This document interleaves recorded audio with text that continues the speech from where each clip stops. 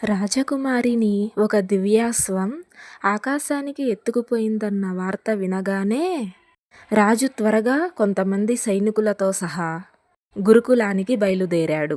గురువుగారి పాదపద్మాలకు నమస్కారం చేసి ఆయన ఆశీస్సులు పొంది అల్లారు ముద్దుగా పెంచుకున్న తన కూతురు ఏ ఇక్కట్ల పాలవుతుందో అని రోదించాడు. గురువుగారు ఆపాటికే రాజకుమారి జన్మకుండలిని పరిశీలిస్తున్నాడు. రాజుకి ధైర్యవచనములు చెప్పి రాజకుమారి జాతకం ప్రస్తుతం ఎంతో మహోన్నతంగా ఉన్నది కాబట్టి మీరు బాధపడవలసిన అవసరం లేదని అనునయించాడు.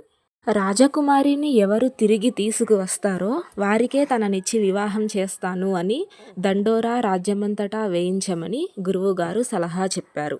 ఆ సలహా ప్రకారం రాజ్యమంతటా ప్రజలలో ఈ దండోరా వేయించటం జరిగింది.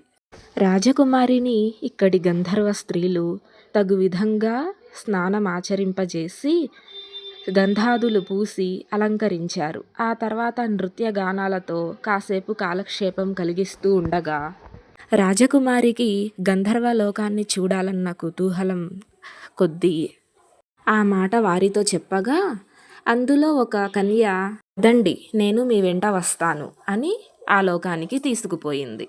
అక్కడి వింతలు విశేషాలు అన్నీ వివరిస్తూ రాజకుమారికి ఎంతో సహాయం చేసింది.